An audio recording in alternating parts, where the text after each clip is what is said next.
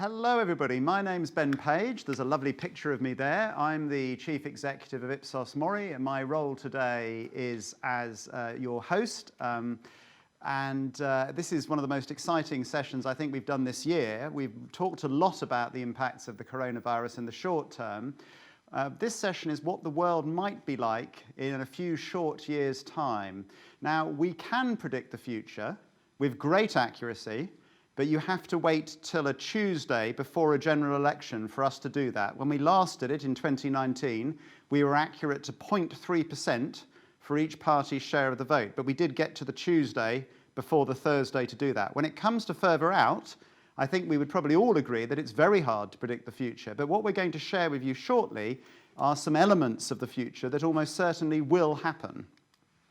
So in a minute, I'm going to be joined by Murat, who leads our consulting business, and Sarah Castell, who leads our futures business. And they're going to talk about shaping 2025 and beyond, which is our look at scenarios for the future. After that, we're joined by some eminent guests. We have reflections from Margaret Heffernan. She does some brilliant TED Talks. She's written some great books. We'll come to those shortly. And also by Gerald, who's Head of Strategic Insights from Google. And Google perhaps can also predict the future.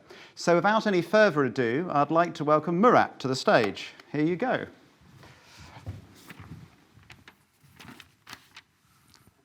Thank you very much, Ben, and good afternoon, everyone.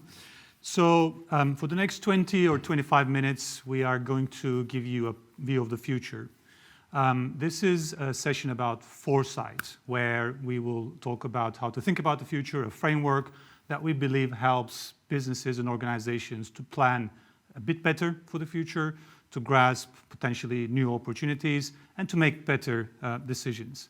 Well, in current times, of course, it can be a futile exercise to try to discuss future without really understanding, without really trying to understand what's going on at the moment. And the big disruption, the disruptor extraordinaire or the accelerator of change during our times, of course, is the COVID-19 pandemic.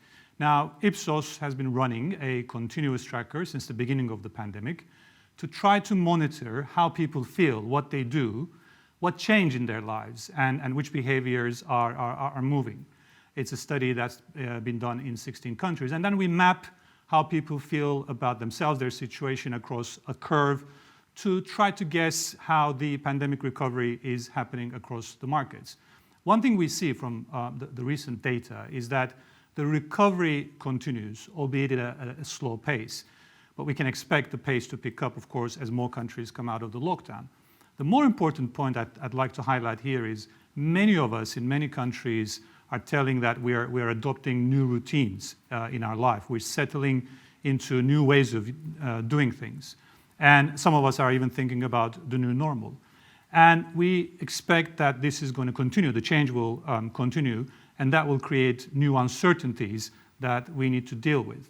And dealing with uncertainty is not easy, as we're going to talk more in detail later, because there's also a lot of noise. It's very difficult to predict which of these behaviors, what changes that we see will stick.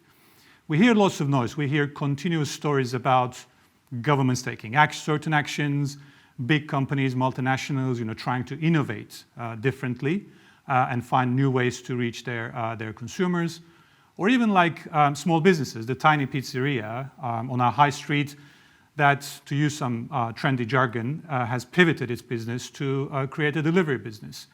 Some of these things can be temporary, and a lot of these can be sticking around.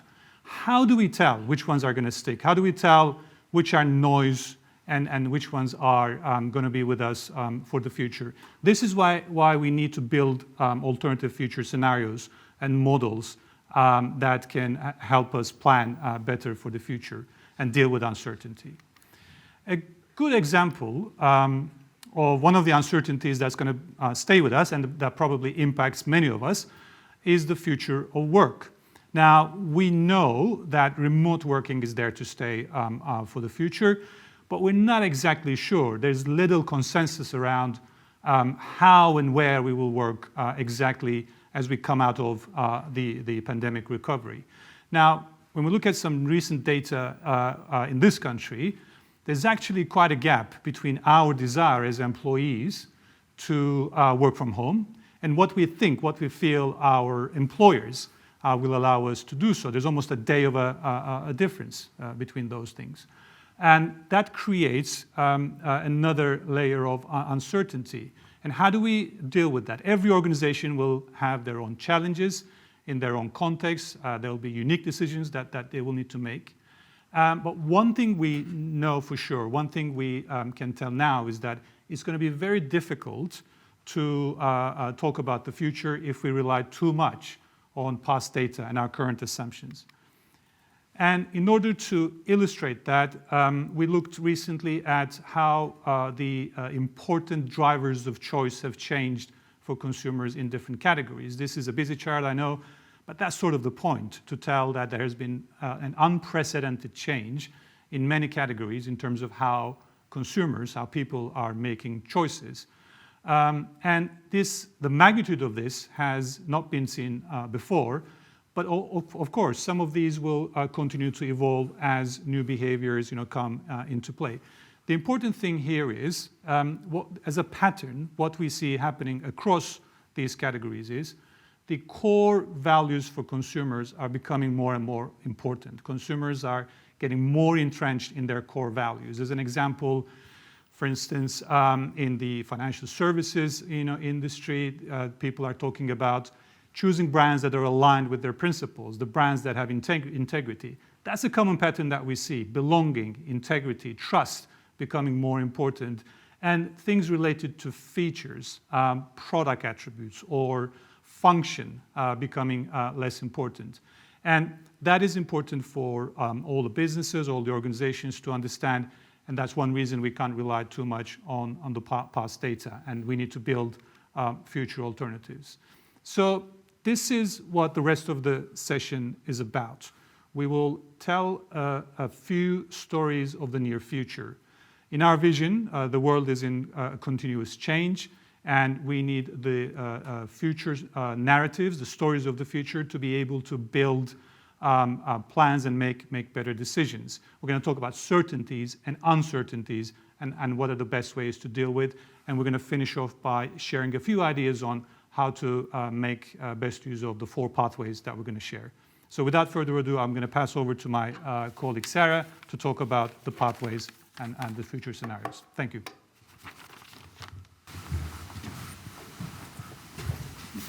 Hello everybody, I'm Sarah. So I'm going to talk about 4 different visions for the near future.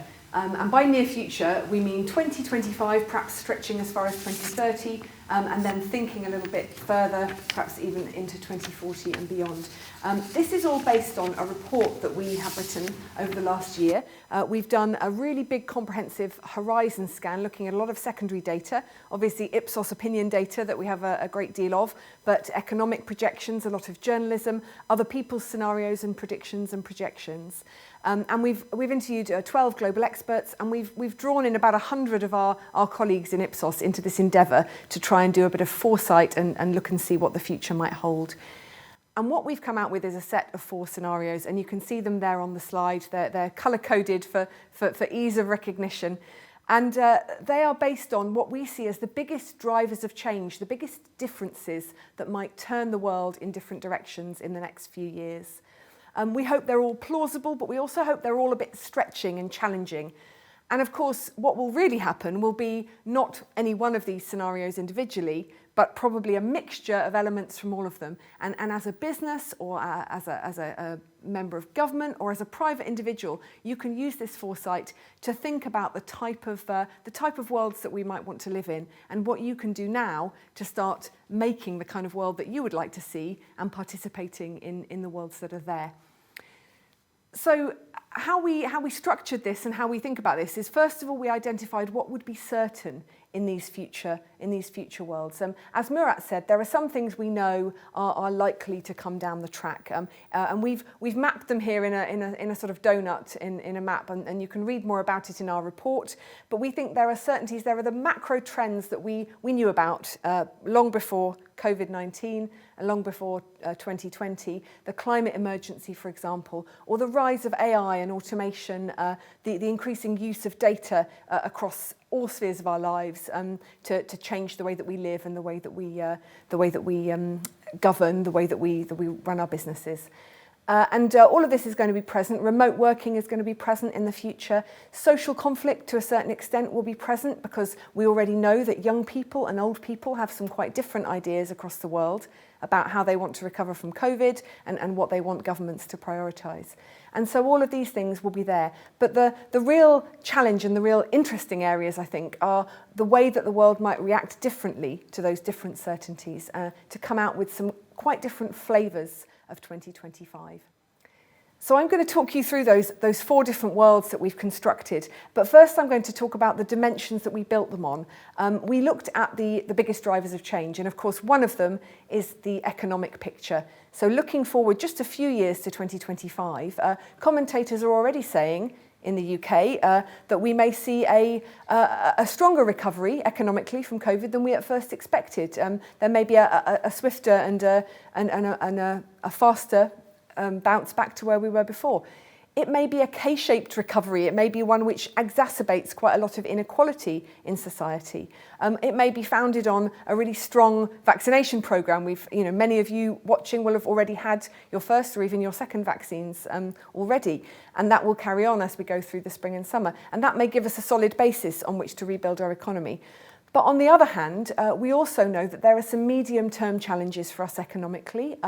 There will be a big backlog in things like health, in education, in the economy that will possibly create a weaker and more patchy recovery from COVID. We know as well that 1 million people have left the UK. I think for the first time in a long time, we're in a net negative migration from the EU. There are more people leaving to the EU than there are coming. And that will have a huge knock-on effect. And we can't predict exactly how all of those areas will play out. So those are the 2 types of futures we could see economically, a strong recovery or a weak one, very broadly. And then interestingly, how our society reacts to that will also depend on the prevalent kind of values that play out in our public spaces and in our culture. There's a lot of demographic shifts and changes that we know about, which are relatively predictable. We know that values change quite slowly from our global trends work. We know that people's underlying values take a while to change. But we also know that there are different groups of values within society. And there are certain drivers of change that might push us towards a more traditionalist, perhaps a more nostalgic approach, perhaps associated with older groups of people.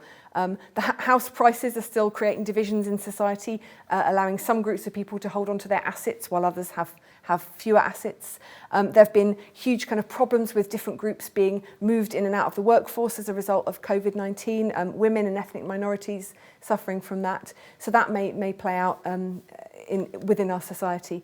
And we also see some really interesting signals already of some different and perhaps more progressive ways of reacting to the world. I was really interested in the story recently about the people on Reddit who got together to destabilise the stock market, the GameStop saga, and those kind of new ways of organising are kind of coming through and may become more prevalent in the next few years. And similarly, we've all heard the voices of people organising for social justice, whether that be for women, for ethnic minorities, for different groups. So those are the kind of big dimensions, I think, that may create different types of worlds. And here are, if we map our 4 worlds onto these structures, here are the 4 directions that we have identified. And I'm going to do a very quick whistle-stop tour through each of them. And there's lots more about each in our report if you want to kind of delve into it in a bit more depth. So first, the world that we've called familiar power, where the global power balance is pretty similar to what it was before the pandemic. And there's a nice picture of it there. In this world, if we live in this world, this may well be where we are in 2025. In fact, we think this is probably the most likely place that we will all be in just a few 4 or so years. It will be a world that looks superficially quite like it did before the pandemic. There are haves and have-nots. There's probably slightly more inequality. There's a bit more instability. This is not a world that's massively sort of regulated businesses or the internet or anything like that. It's a world where we may see a larger gig economy. We also haven't invested hugely in the recovery for the health service, so people may have niggles. The elective surgery they never had in 2020 may still be hanging over and that they may not be fully recovered. But on the other hand, it looks similar to 2019 as people will be really trying to get back to normal. So this is a world that's really characterised by a long march back to normal. People travelling, people holidaying, a bit of hedonism, but maybe slightly in denial about the longer term issues coming down the track, because this isn't a world that's approached climate change any differently. We haven't looked differently at our big systems or structures. It's familiar, a familiar power world. If you're a brand in this world, you'll probably be enjoying some of the benefits of all of the low-touch economy that we developed through the pandemic. So people expecting things to be delivered to their houses, highly personalisable, customisable products and services. There might be some interesting blurs in work-life balance between the office and the home, which provides some really interesting innovation opportunities. So we're thinking a sort of medium-touch economy. And if you are a brand considering, or a company considering your economic footprint, your environmental footprint, there won't be a huge global movement on the environment. You'll be able to focus on the quick wins and pleasing the kind of consumers, the 84% in the UK who agree that brands can support good causes and make money, and the half of people who want to buy from brands that act responsibly. You'll be able to play to them without having to make any significant changes in the way that you do business. So it will be a certain amount of business as usual in this world.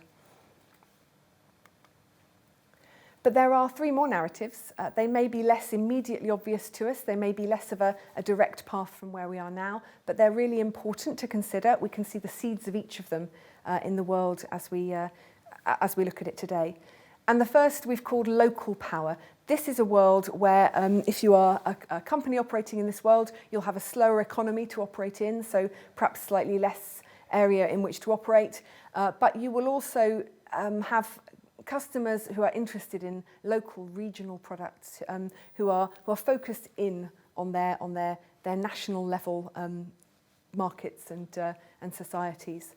There will be the chance to do quite a lot of frugal innovation, think differently about the way you make products and the way you manage your supply chains. When we look at the environmental questions, probably the air quality will be poorer in this world, even than it is today. There won't be huge, big global consensus on what we should do about the environmental crisis, but there may well be great local and regional activities and innovations that people can get involved in.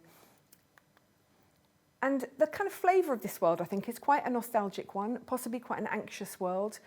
It's a bit me and mine. It's a world where populist politics is still holding sway, where people are kind of looking in to how they can protect themselves rather than thinking, how can we change the world? That's the flavour of this world. So there's opportunities perhaps to capitalise on people's pride in their national heritage and regional identities, but also quite a lot of tension, because there will be groups of people who don't like that at all and would like there to be perhaps a more globalised outlook. So that's the kind of underlying tension of that world. So our third world we've called transforming power. And this is a world which, if local power could be seen within maybe 7 years, this might take 10 years to come about. But this is a world where perhaps the bad news is that we may have suffered a few more shocks like COVID-19. We may have seen some fairly spectacular climate events happening. We may have even seen other pandemics, other problems with the supply chains on which the world relies in various ways.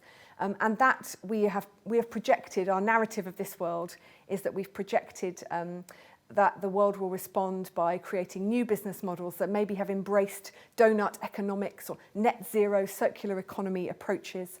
Maybe there'll be all sorts of new things in play like universal basic income, the 4-day week, different ways of creating value. This is also quite a woke world, a world where young people's values are holding sway.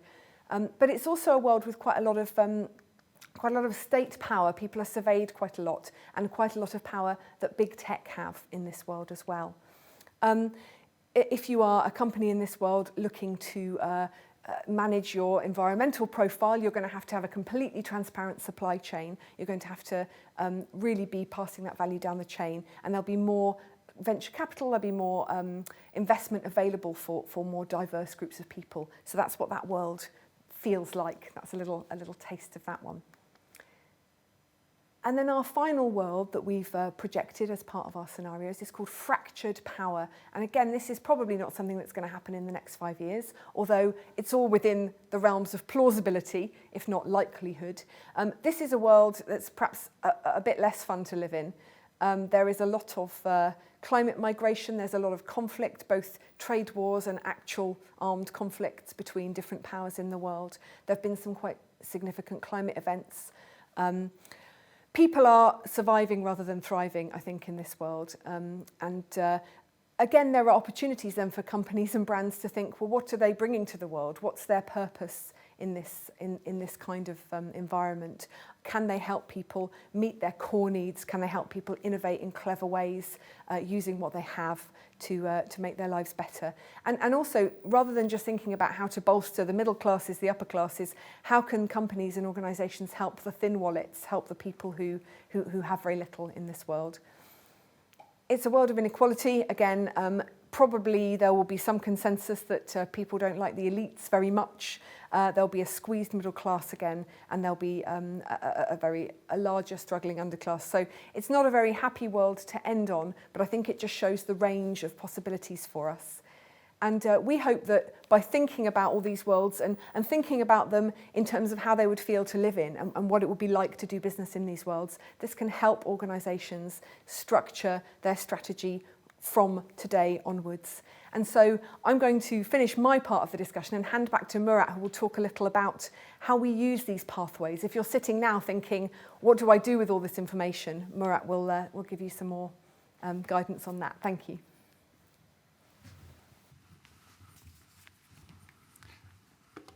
Thank you, Sarah. We heard the 4 different pathways into the future, a lot of uncertainty, a lot of unknown. So what do we do about this? How can we make better sense of the framework when we think about our organizations, our businesses, and even our individual plans? One thing to note is there's a high likelihood that, of course, not all countries, all markets, or businesses will be in the same trajectory. In fact, the 4 worlds can manifest themselves quite differently in different areas, in different regions. And that's why we think these scenarios are good ways to structure our approach to uncertainty.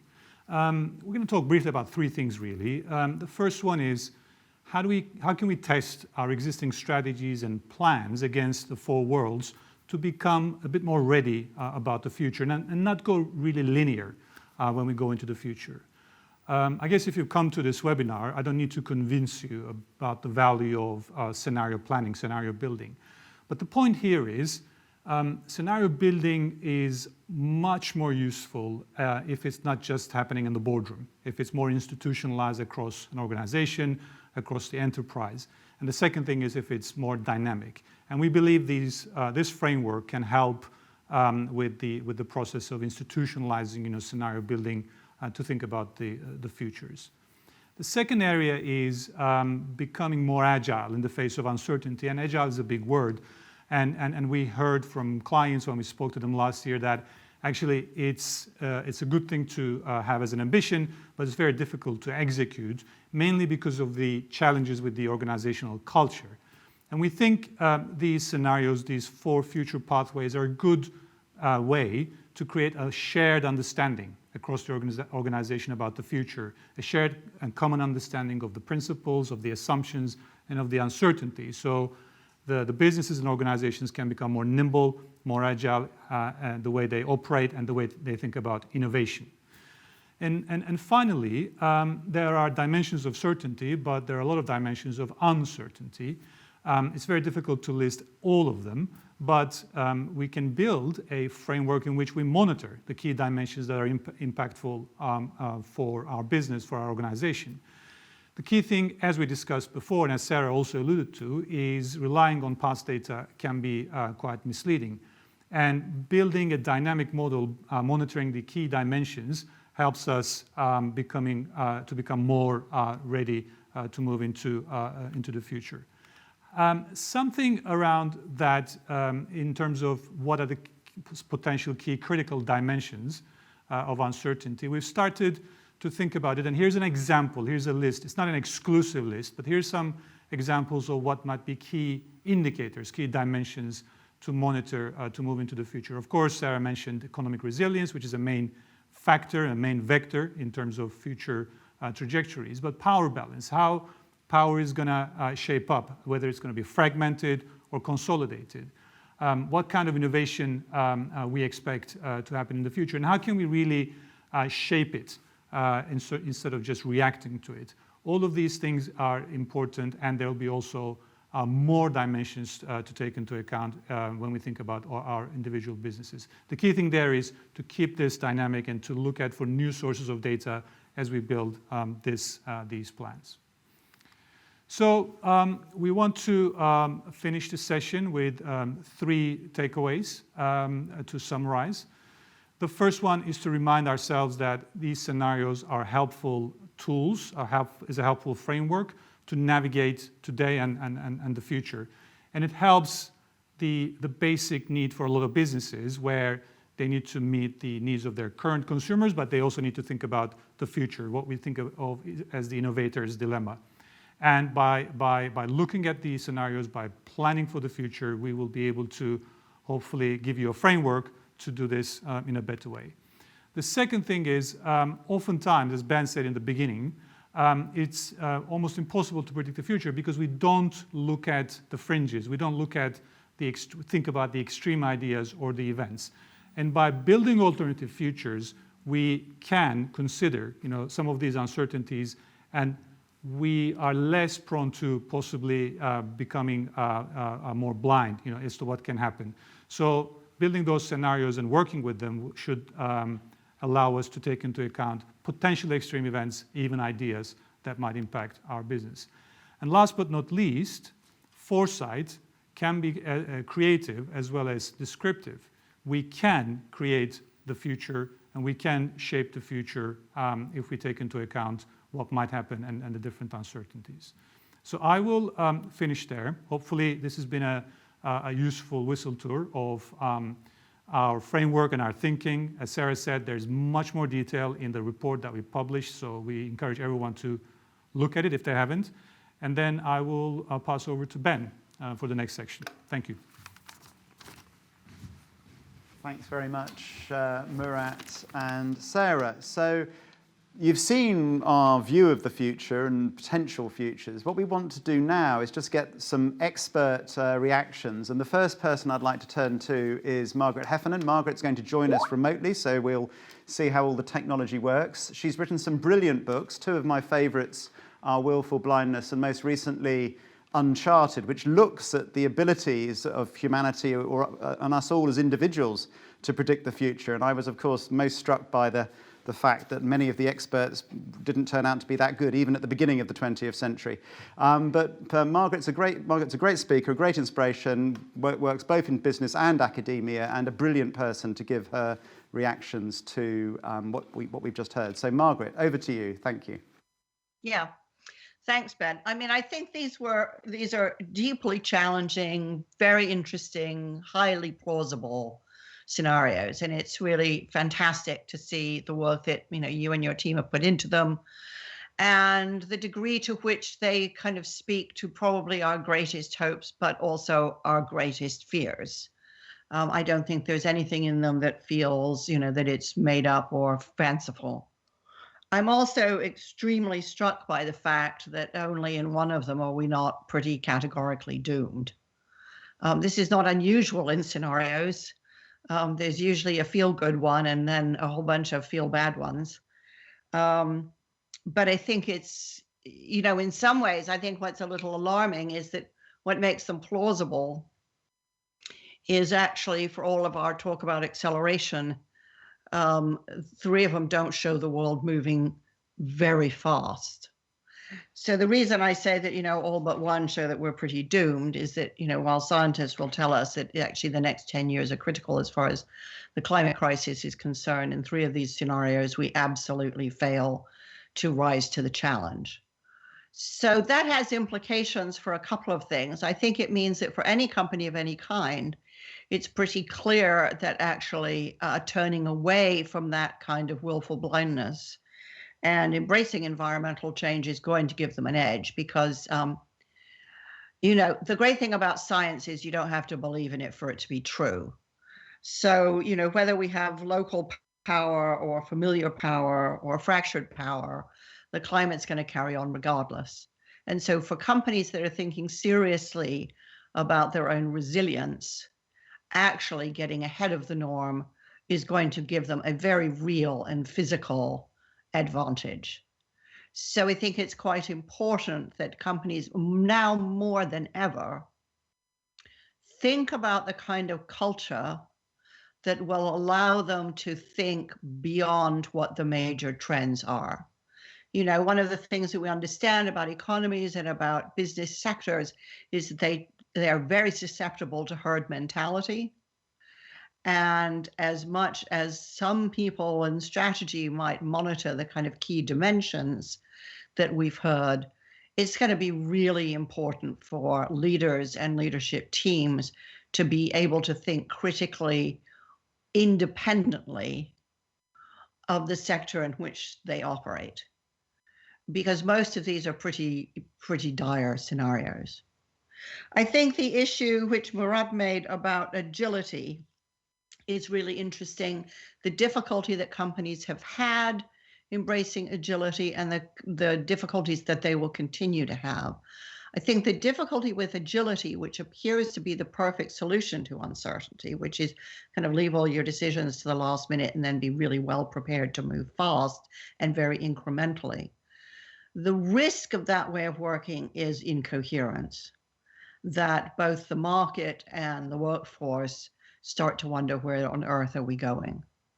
And I think in times of great uncertainty, such as the one that we're living through now, there's a really fundamental conversation which companies and their leadership teams need to have, which is there an identity of our business which in any of these scenarios maintains our legitimacy and our financial resilience? Now that sounds like a very big ask because it is a really big ask. And it isn't just a big ask in terms of gigantic amounts of intelligence, right?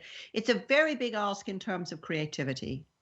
And the things I've been really struck by as I've been working with senior leadership teams, it's that this is where everybody's stuck. It's one reason scenarios are super helpful, but actually being able to think beyond the day-to-day and beyond the kind of tactical short-term thinking that got us through, by and large, got the companies that are still with us, what got them through was their ability to do a lot of very short-term tactical thinking. In an age of huge uncertainty, you need a huge amount of imaginative capacity to think about across these scenarios what remains important, what remains critical, what are the kind of must-haves which we must not lose sight of. And I think one of those issues is legitimacy. What is it in any of these versions of society that give us the license to operate? What is it in any of these versions of society that make our companies places that people want to work, and companies that other people, consumers or other companies, want to do business with? On the more cheerful side, I think that the great value of scenarios is, sadly, not that we get to pick one, but to ask within any kind of strategy process, with each one of these scenarios, where do we see huge threats that we need to pay attention to? And where do we see huge opportunities that perhaps we should go after? And make no mistake, all 4 of these scenarios contain opportunities within them. So scenarios, I think, are best used as a way to kind of trigger this sort of strategic thinking to see how much of what we do now would work in any of these scenarios and how much of it has to change. And my betting is, not that I go in for forecasting, my betting is that we will need to do a lot to address the huge layers of bureaucracy and hierarchy that currently still trap thinking, knowledge, and understanding. And there's been some attempt, generally masked as digital transformation, to try to dismantle some of the lugubrious processes that slow companies down. But I would say across all 4 scenarios, those become really critical things to do. And they can't be seen only as cost cutting. They have to be seen as accelerating the networks that exist in companies whereby information, ideas, and insight can spread fast in order to galvanize great ideas, responses, innovation, or defensiveness. I think that, another thing that's really interesting and important here is to think about who your market is and who flourishes in each one of these scenarios. I mean, clearly the familiar power scenario is not one that allows the younger generations to flourish, and it clearly isn't one currently that's allowing minorities or women to flourish. What impact does that have on your market, on your capacity to innovate, and for your legitimacy? Now, it may be that you have no interaction with a young market at all, in which case it's nothing to worry about. It may be that it is the younger generations on whom you depend for your workforce, your intelligence, your technology, and your consumers, in which case you have to think very differently about how to function. So there's, I think, another lens here through which to see these scenarios, which is through the lens of these different generations, and which of them are your workforce and which of them are your consumers, both of whom you depend on.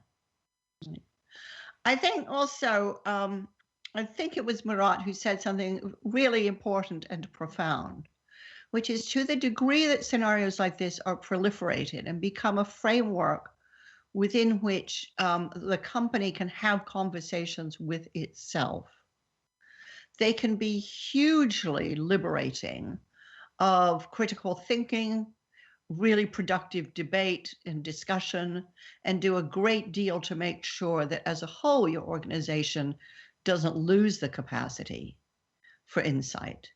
You know, the more that strategic thinking stays trapped in the C-suite, the more likely it is that you're going to miss some of the early warning signs or some of the dimensions, changes along the dimensions that Sarah mentioned.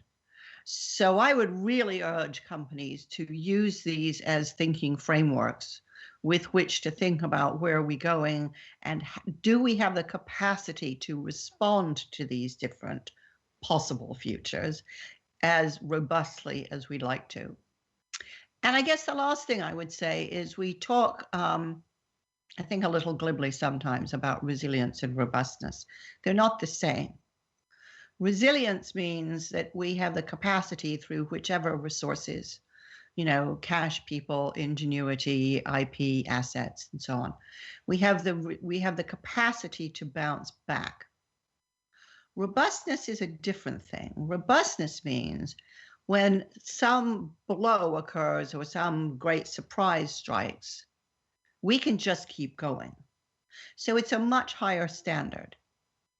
And I think if your company aims at being robust, then what it has to think about in each of these scenarios is what is the most likely change within this scenario that would have the biggest impact on my business. You can't prepare for every possible eventuality. It's simply impossible and it's way too expensive. But you should and you can prepare for the surprises or shocks of greatest likelihood and greatest impact.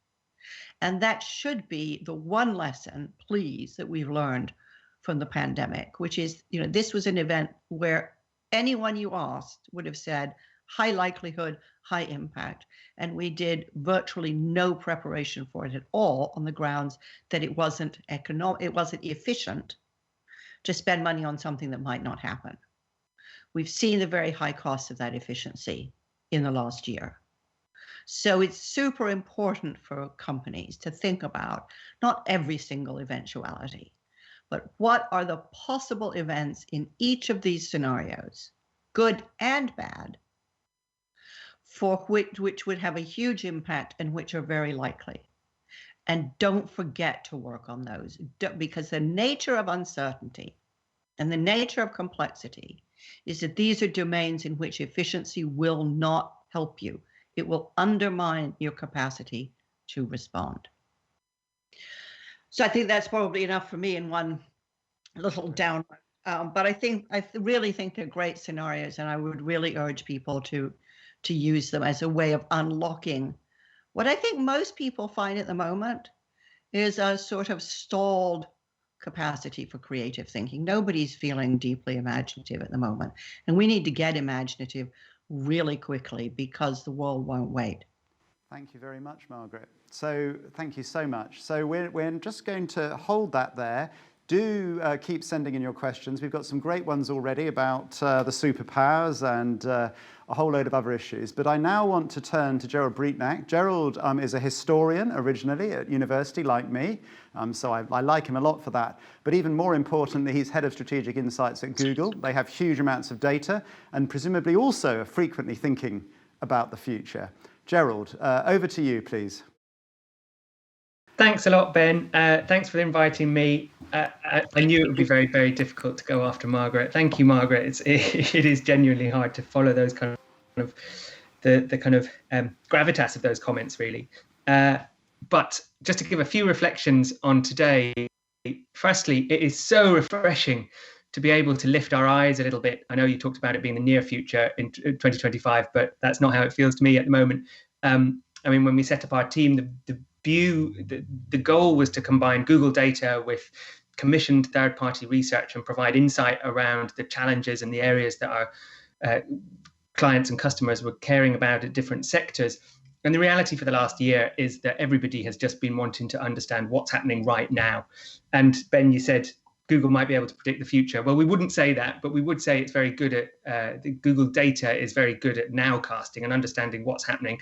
And we've spent the last year trying to work with clients to just understand the nuance of consumer behavior in terms of categories, in terms of types of commercial behavior especially. And I think it's hopefully proved really useful for people. But it is so nice to now just feel like the dust is settling a little bit and we can raise our eyes to a bigger, longer term kind of horizon in order to look at the kind of big things that Margaret talked about and that the work here calls out. I mean, I love the narrative approach because it's the only way of making sense of the huge complexity out there. The fact that on each of these scenarios, you've not shied away from combining the social and the economic and the political alongside the business just feels absolutely right. And again, I think COVID has really been a wake-up call for a lot of businesses in that big, bad things can happen that significantly affect your business and how you prepare for those and think about those. I think people are doing different kinds of strategic planning now and talking about different, talking about this kind of scenario planning more. There are three areas that I think, as I think about my work and the work my team do, that particularly resonate across not necessarily the individual scenarios, but probably more the dimensions that Murat talked about. I mean, still a lot of our work is going to be about understanding what are the enduring shifts of behavior from the last year.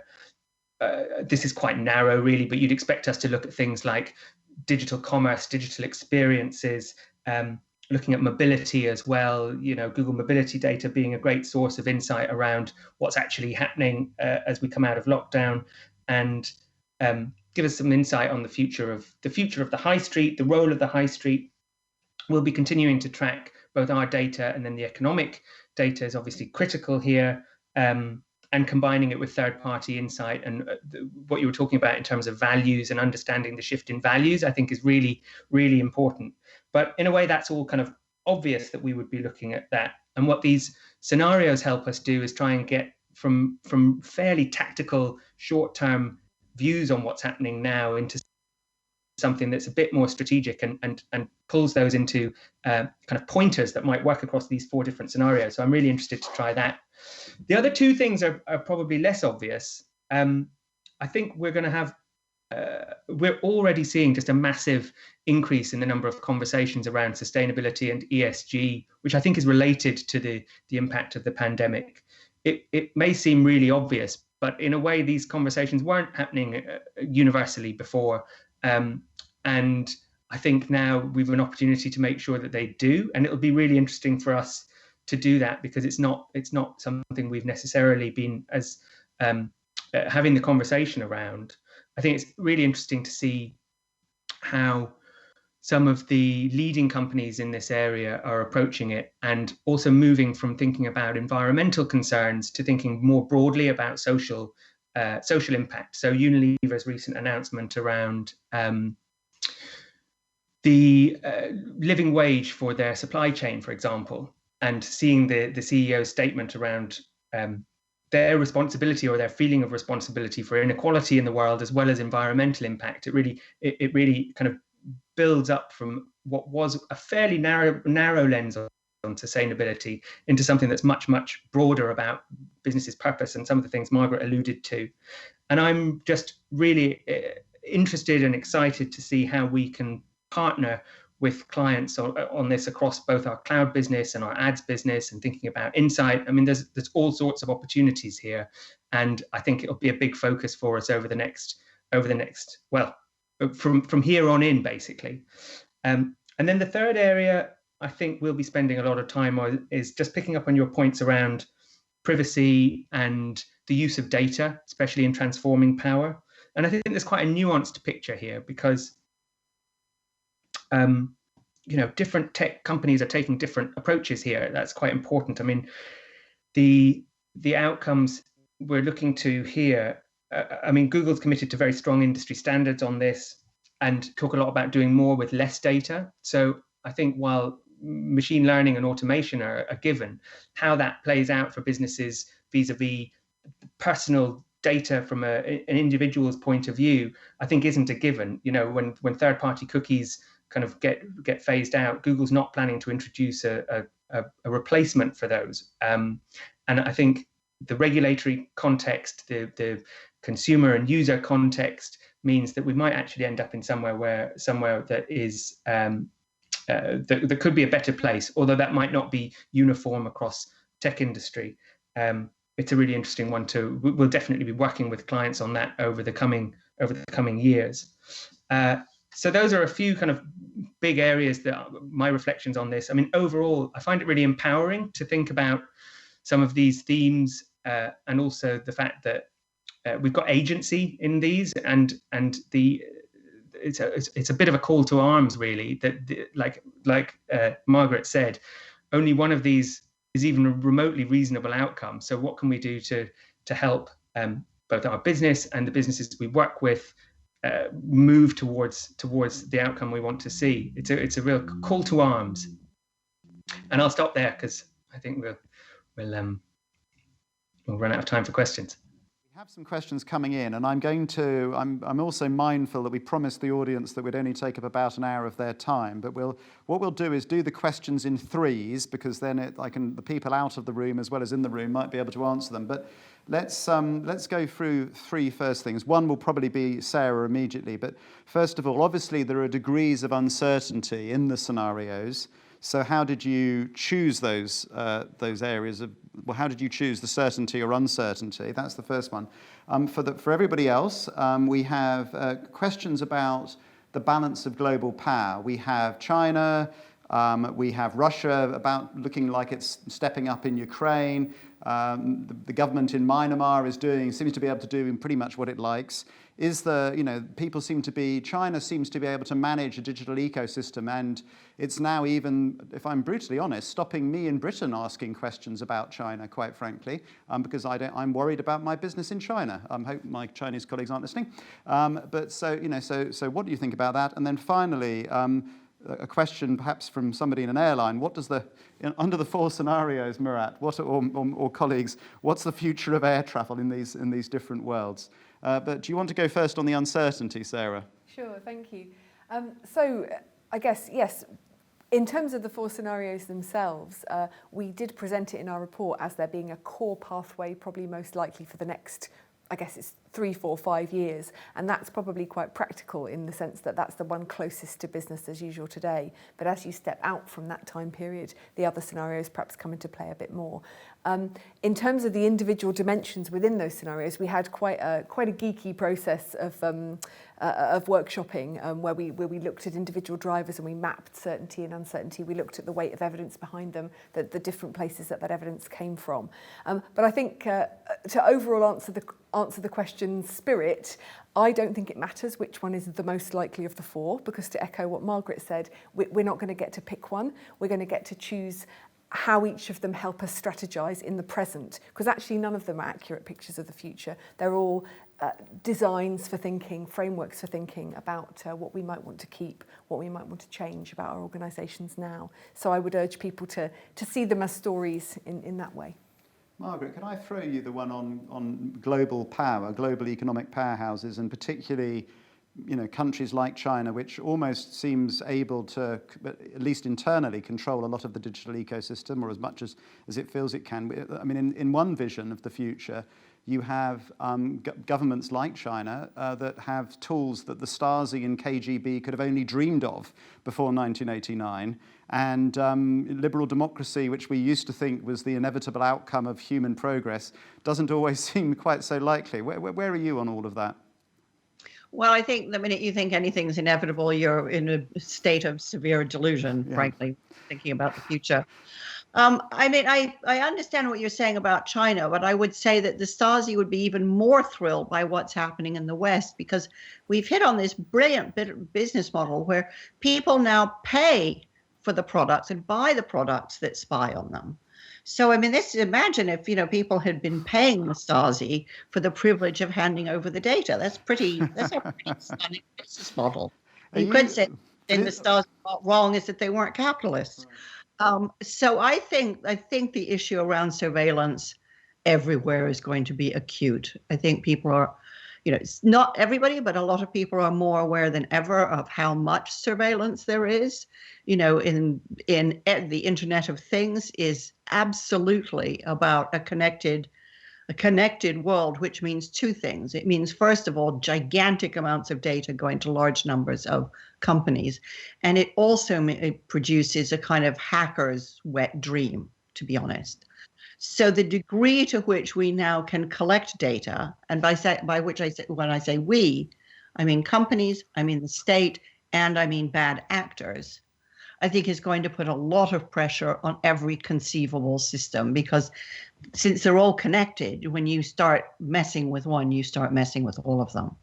I mean, I think it's a very good point, but one of the sort of tensions in that is that we've seen, and we covered in the Global Trends report that I know you spoke, I think, at the launch of, is that we've got people's, we have high levels of concern about data privacy, but also, of course, a certain sense of inevitability that people have accepted. So people have this sort of cognitive polyphasia. They're worried about their data, but also we've got at the same time rising sort of fatalism about the world and the digital world we now live in, and the fact that data will be there for everybody. I mean, I guess I'd come to Gerald on this. Google, this is where you have to be the Google spokesman, Gerald. What's the Google take? Well, it's kind of, as I mentioned at the end of the reflections. I mean, this is a huge topic, and I think you have to kind of pick apart the tech world and the tech and government. It's not one kind of amorphous blob, and I think this is something we're very much leaned into as a company. And like I say, talking about doing more with less data, and raising the bar on how we use and share personally identifiable data in all our products. Like, this is a very live conversation with clients at the moment, because it means certain things are not going to be possible in the future, and we need to think of clever ways of kind of working around those that are more privacy safe. It's something we're absolutely leaned into. As for the possibility of other actors to not take that same position, that obviously exists. And for both, there's a level where oversight and regulatory oversight is good regulation is a good thing. Well, most people globally, of course, want to see more regulation of both social media companies and large tech players generally. I mean, the question is, I guess, the global governments agreeing in any coherent manner what that regulation should be. But let's hold that one, because we're under time pressure. Murat, on the air travel, when are you getting back on a plane, and how much flying are we going to be doing? Well, a good question, and it's one of those things which is difficult to predict. Otherwise, I would be advising people when to buy and sell airline stocks, right? Mm-hmm. But I think we probably can talk about some of the key dimensions of uncertainty that's going to impact people's behavior. And if I think about things like the future of work, one of them is the business travel. If remote work is going to stay, and if we don't need to come to the office, how many of us will want to hop on a plane to do day trips over 1,000, 2,000 miles? So that's probably going to be one thing to monitor very closely. I think the second thing is the choices that people make when they want to get on a plane. Value, cost was a key driver in choosing which airline you fly and where you go. Probably moving into the future, there'll be other considerations like hygiene, like quality, like safety, etc. But it's one that is going to probably change quite a lot as we come out of the recovery. We can't predict, but we can easily think about the different dimensions like that to define it. I'm going to have time for one more question, I think, and that is, somebody's asked, probably one of our government clients, what is the role for government in these different scenarios? Now, I personally have lots of views on this, but I'm not going to express them. I don't know, I'm sure Margaret has strong views, I suspect Sarah might, but an activist state, is this inevitable? A bigger, potentially more intrusive state for the foreseeable future, or an empowering state? What are we going to see? What might we see? What should government do? Do you want to go first? Okay, I'll have a crack. I think it partly depends on how many other large shocks we see in the next 3 to 5 to 10 years, because actually, if it, as in our world of transforming power, if you could see some significant other climate shocks, maybe I don't know, I feel like I'm being rather doom and gloom today, but a mutation of a variant which causes COVID to change, or another pandemic kills children. I know, horrific. Those kind of things could create such instability that you either could veer into the populist, nativist kind of concern, and you'll see more Trump-like governments, or you could veer into a much more kind of disaggregated format. You could see corporate power rising. In one of our scenarios, I think it's in the fractured power world, I didn't have time to talk about it, we saw the rise of a kind of group of almost a shadowy cabal of billionaires who are saying that they want to change the world and pulling on different levers, pulling on governments from different directions. And none of this is that implausible. Whether it's groups of people like the group of what do they call themselves? The patriotic millionaires in America who want government to tax them more. It's the granddaughter of Disney, I think, and others like that. So they're a group. You can see these kind of elements everywhere, and it just depends which comes up more. And the governments, I think, will respond to where the money is and where those forces are within the populations. Thank you. I'm going to give you the last word on this one, Margaret. Okay. Well, I mean, my observation is that certainly in two topics that we've talked about, one is to do with the climate crisis and the other is to do with digital privacy and data collection. We're in a bit of a standoff, which is that, that companies are saying, well, we would go really green and we would, change the way that we produce things and the kinds of products we produce and so on, if there were regulations which would make it a level playing field. But you can't ask me, Mr. Good Company, to start taking on the expense of You sound like all my clients, Margaret. You can't ask me to take on all the expense of all this adaptation if my competitors don't have to do it. you hear exactly the same conversation talking to leaders of major tech companies saying, yeah, we'll be as good as gold if everybody has to be as good as gold. Now, so somebody's got, and then you have government saying, well, we don't want to regulate, the market is the best decider and so on. And somebody's got to cut this Gordian knot.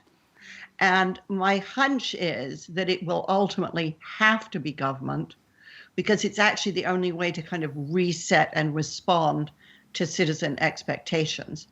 The thing, the mistake in polarizing the decision is to think that necessarily means a bigger state.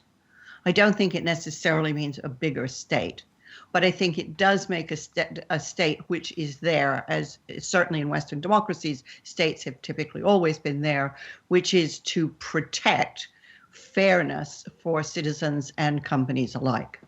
Brilliant. Thank you so much. Right, we are definitely at the end. I think we've slightly overrun, but a brilliant discussion.